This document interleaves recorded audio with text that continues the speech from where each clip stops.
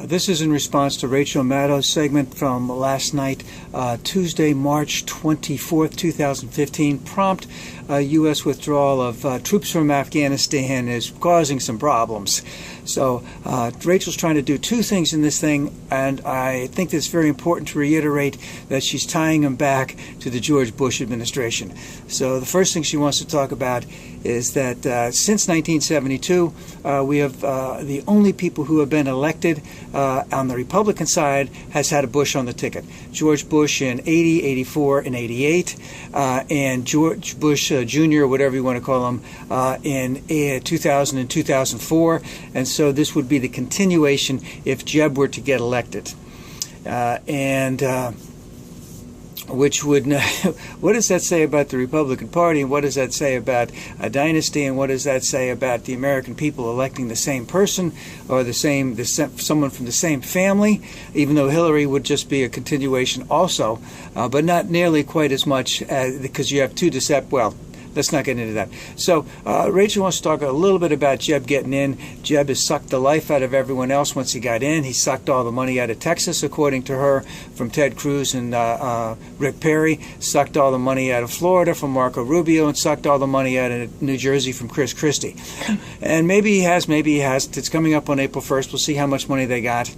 And Jeb has made a point of talking about him trying to distance himself from his father and his brother. But what was it, 41 and 43? 41, 43? Not 45, yeah. So it's just a little, just a segment there. You know, every odd number is going to be a Bush. Because when Bush, if this Bush is done, then Bush's son is going to get in.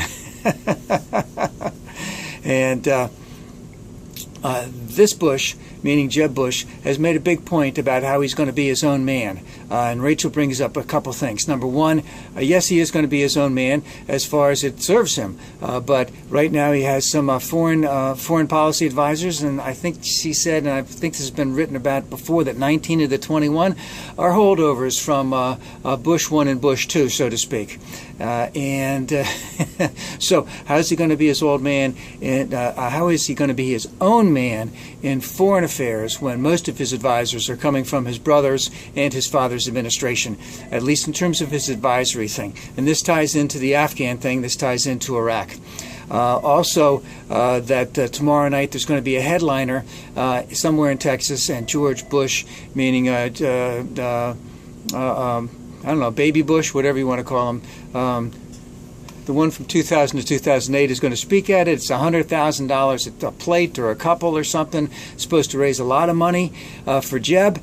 And again, how far away are you distancing yourself from your family? How much are you making yourself your own man when your brother, who was president, is holding a fundraiser for you that I think she said might expect to reach about $8 million. Also, we have the Darth Vader of the netherworld, Dick Cheney, who has come back in. He has his cowboy hat on, even as he's walking the halls of Congress. So he worked in the first administration. He was Secretary of Defense when we went into Iraq the first time in '91, and he was Vice President, of course, when we went in back in '92. And he was the one that would go into that underground bunker off Observation Way in Massachusetts Avenue, where they dug this huge hole in the ground after 9/11 so that Cheney could hide in there and decide what's best for the country in terms of going after Iraq, because Iraq had oil. Okay, so we got Dick Cheney, who's coming back into play. We got George Bush, who's raising some money for his brother. We got Jeb, who's saying, I'm my own man. But 19 of the 21 foreign advisors that he have are from his brother's or his father's administration. And then we have the Afghan president, who has spent a considerable amount of time in the United States, probably was schooled here, lived in, I think Rachel said, Bethesda, which is right outside Washington, D.C. He's here, and she says numerous times where he's thanking the people there, thanking the administrations, thanking the American taxpayer for putting up the money to help them, thanking the soldiers for the blood that has been lost, inviting the soldiers to come back to Afghanistan when it is a more peaceful place, to be welcomed, to be honored, and to be tourists. at the place. So what is going on here? Well, the thing is, Afghanistan is still in a terrible place, and they need more troops. And the troop withdrawal that Obama had tentatively scheduled for the end of 2016 is not going to happen, where we may even up a couple troops there. But remember, Afghanistan is a huge country. It's much bigger than Iraq, and they only have 10,000 people there. So there isn't a whole lot of damage they can do. Most of it sounds like it's going to be special ops types of things. It's not that they're going to be able to control large areas of certain sections. That the Afghan people have to do. And they'll have to do a lot of reconstruction on their own. But you did point out that Congress is trying to get their little meaty things in there because they're having some problems coming up with the budget, and the war hawks or the Defense Department people want more money into it, and they want to have that money put into an offset, which would be similar to what George Bush did from 2000 to 2008 with the war in Iraq. Is that this money is off the books? This is off the table money. It's not going to be accounted as part of our deficit. We're going to pay for it, but we're not going to raise taxes to pay for it. So that's what the Republicans are trying to do now. So we see some of that coming back. Will that come back even more if if Jeb Bush becomes president and his advisors say, hey, we need to go back into Iraq, we need to go back into Afghanistan, we need to go into Syria, we need to go into Yemen, we need to go into Libya, we need to go into Tunisia and all of those other places. So Obama's going to have the troops stay there for longer. There is the possibility that more of them can come in because, as we know from Vietnam, once we start putting some people there, other things are going to happen. And what we basically have here is an ongoing war, with no sign of ending, at least at this point. Afghanistan is still a dangerous place, so to speak. I do find it very interesting when they did have that woman who was stoned to death, at least from the reports that I read, indicating that there had been people arrested and policemen arrested. I guess there were a number of policemen who were watching the whole thing.